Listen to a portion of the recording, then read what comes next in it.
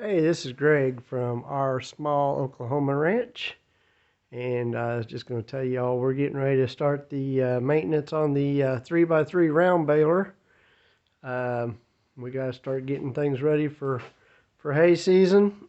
So we've got her in the shop here, got her all opened up. Kind of give you guys a little bit better look at her, and as you can see, there is no belts. It's all steel roller and the drive chains and all that good stuff that goes with it. But we're going to, she's got her self-contained hydraulic pump down in there and a little solenoid motor that raises the hatch up and down. You got your control box right there. Put four spools of twine in there, if I can talk straight. And it's a pretty, really simple little system. But it does work a lot like the big balers. As you can tell, it takes the regular twine as the big round balers does. The 110 there. But what we're going to do this year is we're going to go through and we're going to change out the pickup teeth. We've got a few of them that are broke, a couple of them that are bent. So we're going to tackle that, take that all out. We're going to do some adjustments on the sprockets and some things like that. We've got a little bit of wear on a few of them that we're going to do some work on. Do some cleanup on it.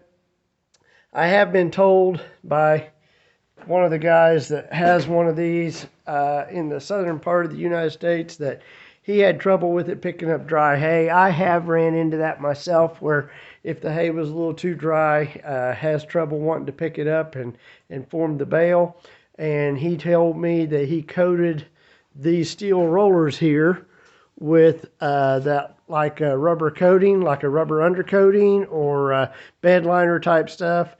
And you know, I hate to mess myself up when I've got it working real good, and it does work real good, but you know, it's something I've thought about maybe spraying at least the main rollers on there with some of the bed liner or undercoating to see what it does. But I also don't want to get myself screwed up to where I got to have to wire brush it all back off there either. So that's one of them things you got to catch 22 on. But as you can see, we had some problems this year where this piece here, as you can see, this one's bent. I've got to straighten that up, but it actually got wedged up underneath there, and it's put some grooves on that roller right there. And so we will probably have to do a little bit of polishing on it, maybe turn it and get it kind of trued up. That might be the one we put a little bit of coating on it just to make it work. But we will get this bent back up where it's supposed to be. Take all these guards off. I'm probably going to, I won't change out all the rake teeth, but any of them that are worn and look thin, all that we have to go through, and we'll change them out. They're not that bad to change out. We've done this before. As you can see, we got rollers that go all the way above my head here. And for anybody that's worried about me being inside that baler, we do have it not only locked up on the hydraulics, but it is also safety chained here with the engine hoist to make dang sure. As my boy said when he hooked that up, I can't do this without you. So, but we've got a lot of maintenance to do on it. I'll open her up here. You can see we've got a lot of cleaning to do too. We blowed it out, but we did not wash it or anything. But we'll blow it out again probably later on. And we got some maintenance to do this year. So, but when I get done, I'd like to have it to where all I have to do is hook onto it and plug it in, and away we go. So that's the plan for this year. This is February 3rd, 4th. February 4th, wow. February 4th, and as you can tell, our shop's kind of a mess right now. We've got projects going all over the place trying to get things back up and running for spring and summer.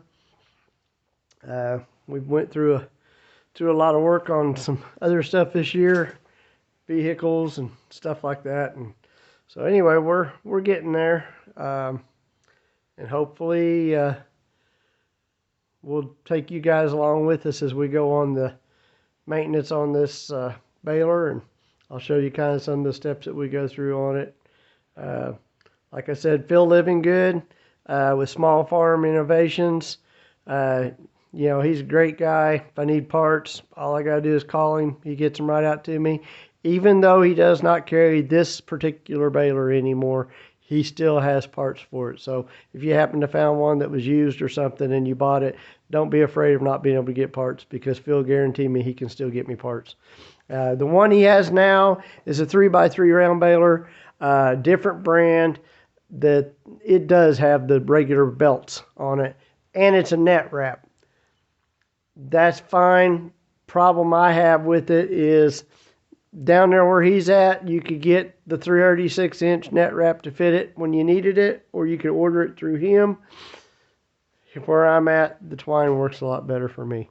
So anyhow, that's where we're at, and we will keep you all informed on what we do, and we'll get a little bit more in there as we go and get into a little more depth on it. So y'all take care, God bless, and we'll see you in a few days.